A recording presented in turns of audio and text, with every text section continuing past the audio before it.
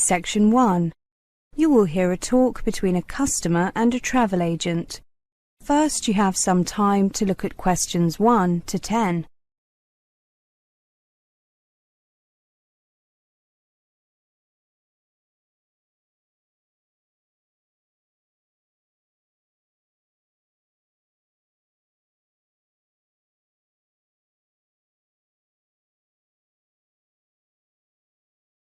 Now listen carefully and answer questions 1 to 10.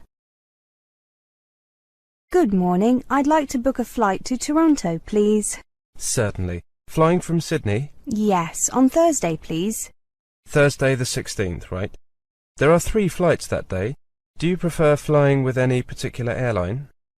I've heard that Air Canada is good, but expensive.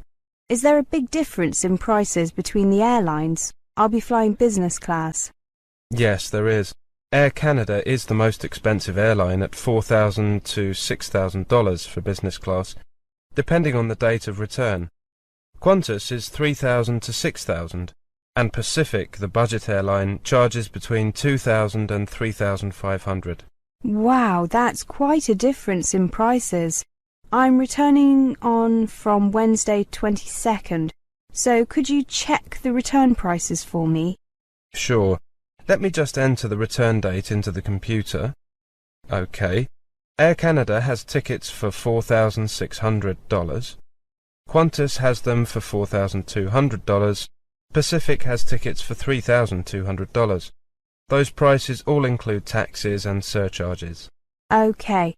Before I make a decision, I would like to know the departure and arrival times in both directions. Of course. Let's look at Air Canada first. Leaves Sydney at 10 a.m. and arrives in Toronto at 10 a.m. local time. There's a stopover in Vancouver. The Qantas flight leaves Sydney at 1:45 and arrives at 10:15 a.m. There's also a stopover in Vancouver, but it's shorter than the Air Canada one. Pacific flies via Los Angeles and leaves at 6:15, arriving at 11:55 p.m. Oh, that doesn't sound very convenient. Flying by Pacific, I mean. Well, budget airlines do offer cheaper tickets, but they are often not so advantageous in other ways. How about the returned flights? Let me check. The Air Canada flight leaves Toronto at 4 o'clock and arrives at 6 o'clock local time. The Qantas flight leaves at 9 a.m. and arrives at 11 a.m. local time in Sydney. The Pacific flight leaves Toronto at 10:25 and arrives at 6:10 local time in Sydney. Again, not very convenient timing. No, it isn't. Are the stopovers the same as on the outward journey? Yes, they are. Well, I have a business appointment on Wednesday the 22nd in the morning, so unfortunately I can't take the Qantas flight. The Pacific flight times are too inconvenient, so I'll take the Air Canada flight, even though it's more expensive.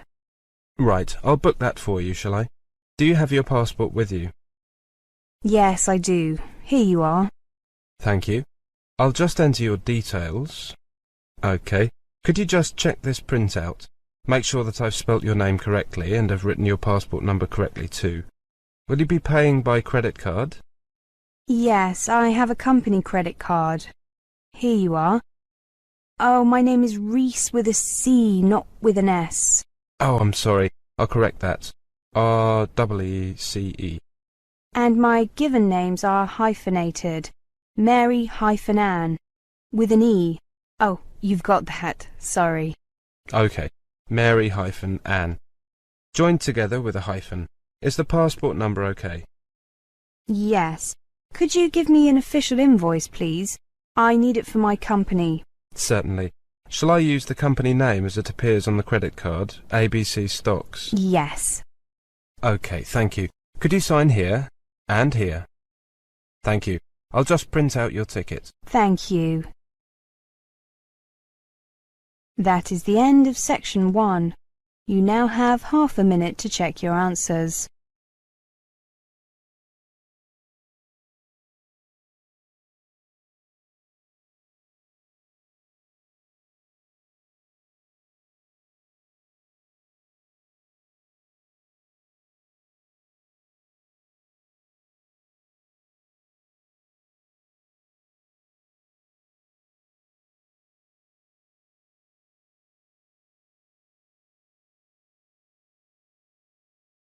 Now turn to Section 2. Section 2. You will hear a monologue. First, you have some time to look at questions 11 to 20.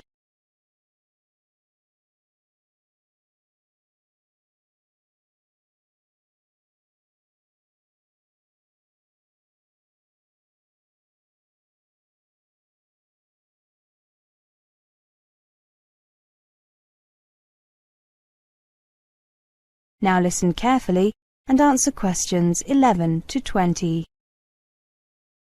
Good afternoon, everyone. I am here to give you a talk on tenancy agreements and other legalities. If you rent a flat or a house or bedsit, you will have a tenancy agreement or lease. This is a written legal agreement between you, the tenant, and the property owner, the landlord. Tenancy agreements should normally contain information about the amount of rent, the length of the tenancy, and what rights you and your landlord will have under the law. In most cases, you will have an assured short-hold tenancy, which means that your landlord cannot ask you to leave without a good reason during the first 6 months. Although these rights offer you some protection, it is still your responsibility to check the tenancy agreement thoroughly and make sure you agree with the terms. Do not sign the tenancy agreement if you do not know what all of it means. If you do not fully understand your rights, show your tenancy agreement to an advisor in the accommodation office or student welfare office at your university or college and ask for help. You can also get help from a housing advice centre, law centre, or Citizens Advice Bureau. When you do sign the tenancy agreement, make sure you get a copy to keep for yourself, in case you need to check any details later on. The landlord may also ask you to sign an inventory, a list of all the items in the property, pieces of furniture, kitchen items, etc. If so, make sure you get a copy of this as well. Check that it is correct and that any existing damage to these items is included before signing it. If your landlord does not provide an inventory, you should make one yourself and send a copy to the landlord. Let's take a look at payments. Before you move into private accommodation, you will probably be asked to pay a deposit equivalent to 1 month's rent. Make sure you get a receipt for any deposit or fees you have paid. When you leave the accommodation, if you have paid all your bills and caused no damage to the property, your full deposit will be paid back to you. If you are renting through an accommodation agency, you may also be asked to pay fees for preparing tenancy agreements and administration. You should also keep a written record of all the rent payments that you make, as you make them. If you have a dispute with your landlord, or you get behind with your rent, you should get advice as soon as possible. Remember that if you live in the same building as your landlord, or you have a room in a student or youth hostel, or university college accommodation, then this will affect how secure your tenancy will be. If you do not share any living space with the landlord or a member of their family, apart from means of access like an entrance hall or a staircase, or are a student living in halls of residence, or any other type of accommodation where an educational institution is the landlord, you will have basic protection from eviction. Your landlord will have to end your tenancy first, either by waiting for the end of the fixed term you agreed for the tenancy, or by giving you at least 4 weeks written notice in writing to quit, or through getting a court order. Before you have to leave, if you share living space, for example a kitchen, living room or bathroom, with your landlord or are in a student or youth hostel, you will be what is termed an excluded tenant, which means that you are outside the protection of the UK law which regulates tenancies and will not have security of tenure. All the landlord has to do to evict you is to give you notice, although they must give you a reasonable amount of time in which to leave. If you have problems with accommodation, contact the accommodation office or students' union at your university or college. If you need specialist or legal help, contact a law centre in your local Citizens Advice Bureau who will be able to tell you your rights as a tenant and the rights of your landlord. That is the end of Section 2. You now have half a minute to check your answers.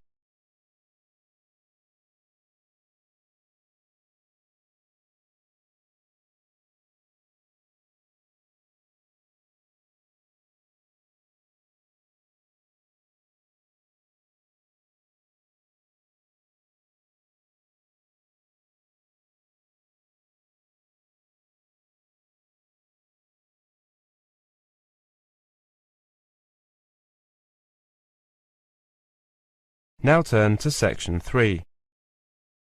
Section 3. You will hear a talk between a professor and a student. First, you have some time to look at questions 21 to 30.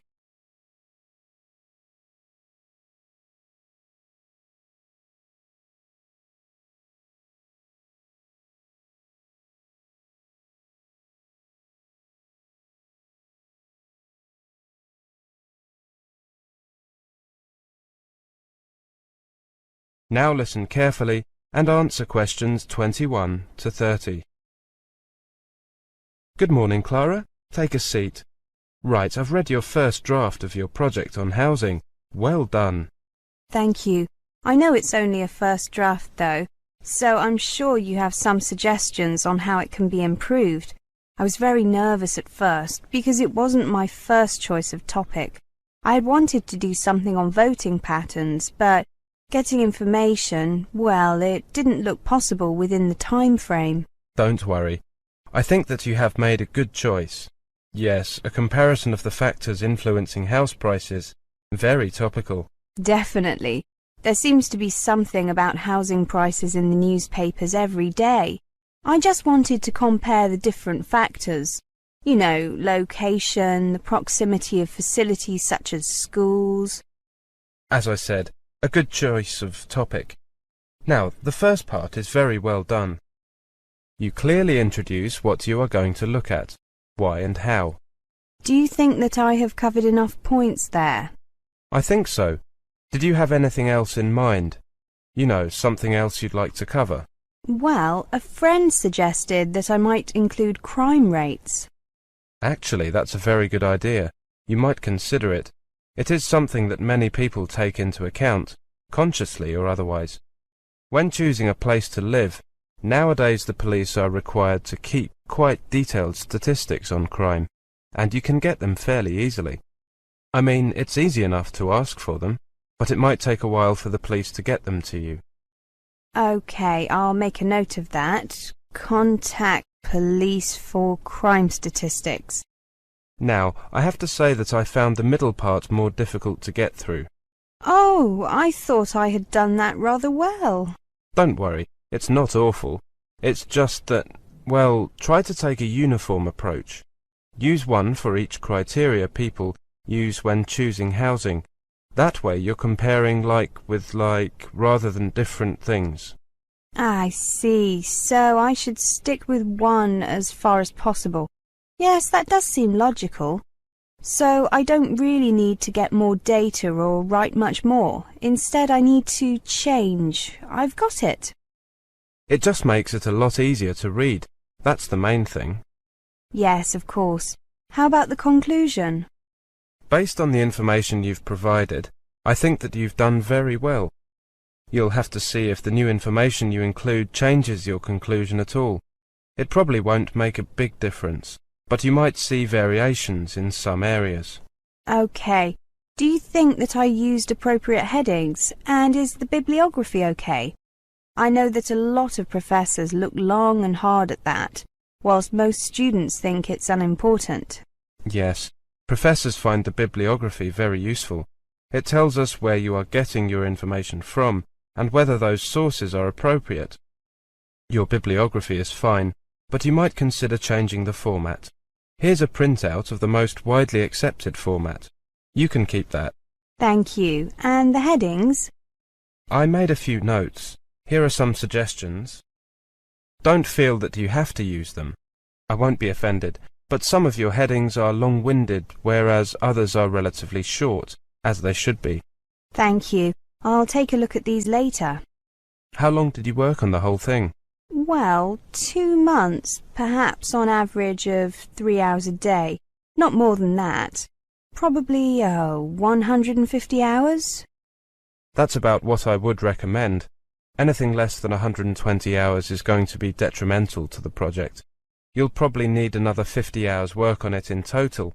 You've still got a month, so you should manage it easily. Yes, a couple of hours a day. Easy.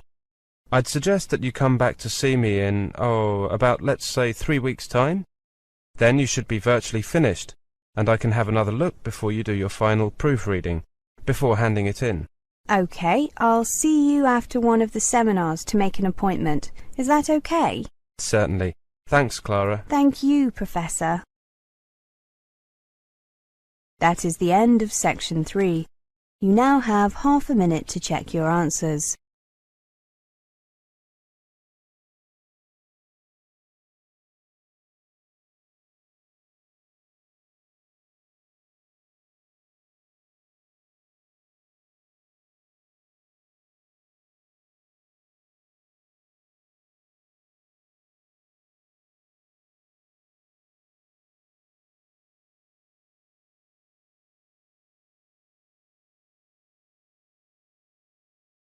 Now turn to section 4. Section 4. You will hear a presentation on scholarship and funding. First, you have some time to look at questions 31 to 40.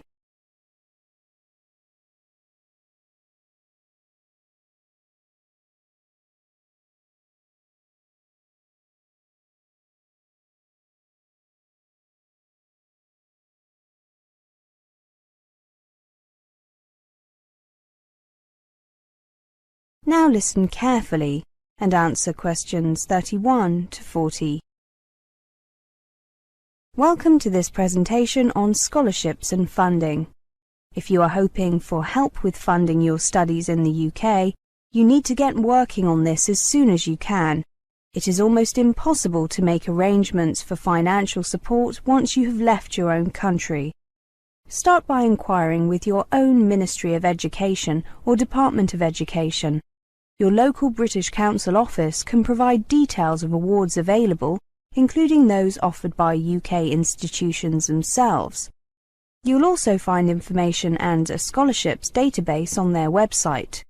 The main scholarship schemes available for international students include British Education Scholarships, Commonwealth Scholarships, Foreign Office Scholarships, and Overseas Students' Research Awards.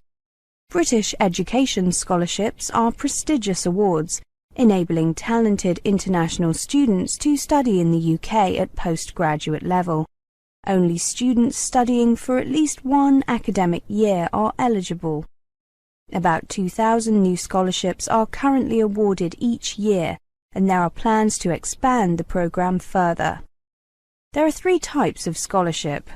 The first is a full award, where all the fees, a living allowance, and travel to and from the UK are paid for. Then there is a fees-only award, where all or part of the fees are paid.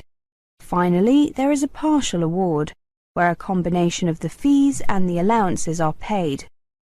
The value of the scholarship will vary, depending on the type of the award, the length of the course, and the country from which the student comes. But it is up to a maximum of £20,000. Contact the British Council or the British Embassy in your own country for details. You must be resident in your home country when you apply. Commonwealth scholarships are awards mainly for postgraduate study, although funding for undergraduate study may be possible if there are no suitable undergraduate courses in your home country. You must be a citizen of a Commonwealth country, including the UK. A university degree or equivalent is usually required. Apply to the British Council office in your country. You must be resident in your own country when you apply. About 3,000 of these scholarships are awarded each year, and their value ranges from £5,000 to £15,000. Foreign Office scholarships are a joint initiative by the Foreign Office and certain UK higher education institutions. The awards are normally given for taught postgraduate courses. In rare cases, an award may be made for undergraduate study if the course is not available at an institution in your home country. They are funded by the Foreign Office and participating UK higher education institutions. You must normally be under 35 years of age. You must be resident in a developing country, and you must not be currently employed by your government or by an international organisation. You should be planning to study a subject related to development and be fluent in English. Apply directly to one of the participating institutions. You can ask for a list of participating institutions from the British Embassy in your country or your local British Council office. Only about 500 of these awards are made each year, and their value ranges from £7,000 to £12,000. Overseas Students' Research Awards are awards for full-time postgraduate study for a period of 1 year. They make up the difference between home and overseas students' fees. They are funded by the Ministry of Education. You must be a postgraduate research student at a publicly funded higher education institution in the UK. You will need to demonstrate academic merit and research potential. Application forms are available from UK higher education institutions, so contact the one where you want to study. For further information, contact the OSRA office via their website, www.osra.org. Actually, you can email them at osra@osra.org. On average, 1,000 of these scholarships are awarded each year, and the maximum amount is £25,000 per scholarship. That is the end of Section 4. You now have